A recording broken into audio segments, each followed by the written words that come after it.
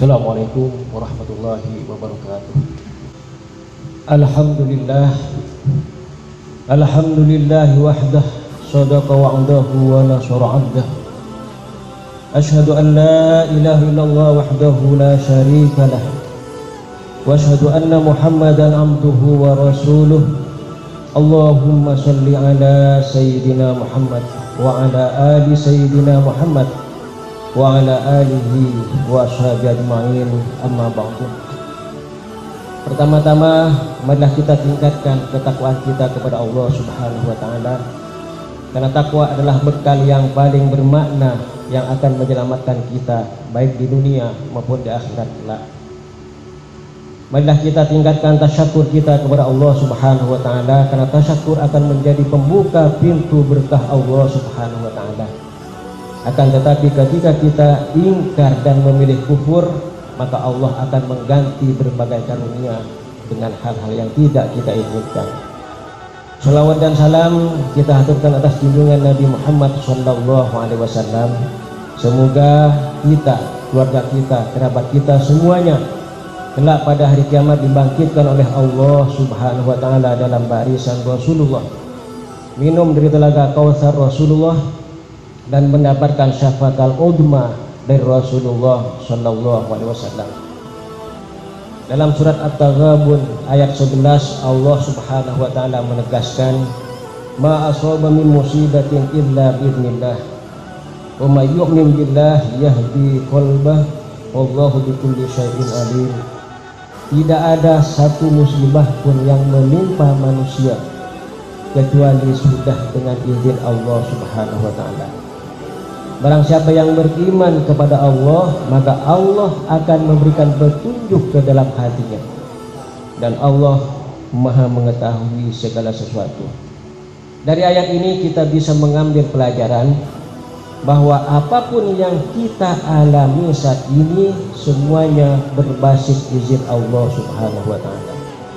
Apakah itu berawal dari sebuah rekayasa genetik, berawal dari rekayasa sosial, ataupun konspirasi seperti yang umum kita dengar, semua itu tidak penting untuk kita perdebatkan dan seharusnya kita hindari, karena apapun latar belakangnya, tanpa izin Allah Subhanahu wa taala semuanya tidak akan pernah terjadi.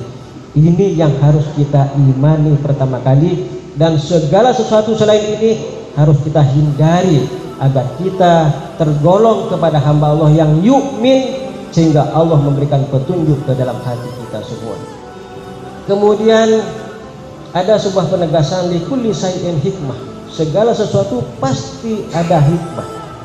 Maka apapun musibah yang kita alami, pasti di balik semua itu ada hikmah. Minimal paling tidak ada 3 hal yang bisa kita jadikan ibrah.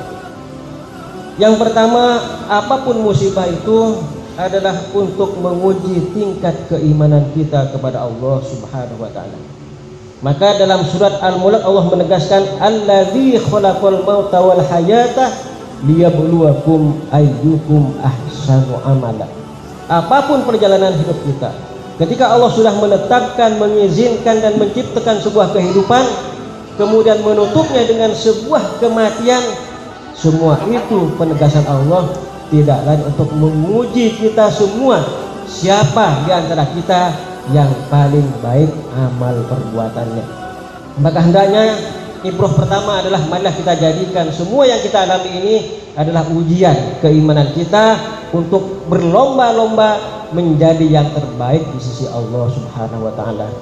Kemudian ibrah yang kedua adalah bahwa apapun yang kita alami merupakan media untuk kita senantiasa introspeksi.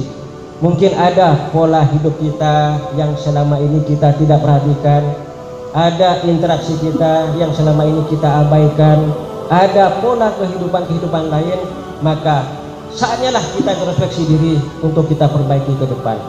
Kemudian yang ketiga, tentu apa yang kita alami semua musibah adalah cara Allah untuk mengangkat derajat kita semua. Dalam hadis Imam Bukhari Rasulullah menegaskan bahwa ketika Allah menghendaki kebaikan terhadap seseorang, maka Allah pasti menguji orang tersebut dengan berbagai hal. Bahkan dalam hadis yang lain Rasul menegaskan, apabila Allah menghendaki kedudukan tertentu terhadap seseorang, sedangkan orang tersebut tidak memiliki bekal amal perbuatan untuk sampai kepada kedudukan itu, maka Allah akan mengujinya dengan berbagai hal yang tidak dia sukai dan tidak dia kehendaki, sehingga dengannya dia sampai kepada posisi yang dikehendaki oleh Allah Subhanahu wa taala.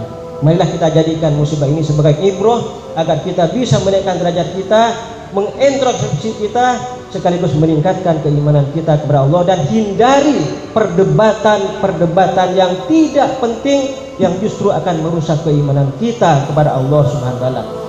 Allahumma shalli ala sayyidina Muhammad wa ala ali sayyidina Muhammad wa sallim radhiyallahu ta'ala an sadatina ashabi Rasulillah ajmain.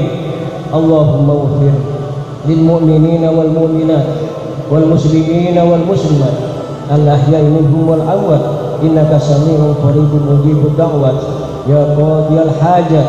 Allahumma ighfir warham wa barik lana wa liwalidaina wa li zawjatina wa li zawjatina wa li abnaina wa li banatina wa lana ajmain fa innaka anta arhamur rahimin. Allahumma adfa'anna al-bala wal waba wal fahsya wal fitan wal zalazil wal mihan ma dhahara minha wa ma batan an baladina hada Indonesia khassah wa an sa'iri buldanil muslimina ammah innaka antas sami'un alim. Rabbana atina fid dunya hasanah wa fil akhirati hasanah wa qina adzabannar.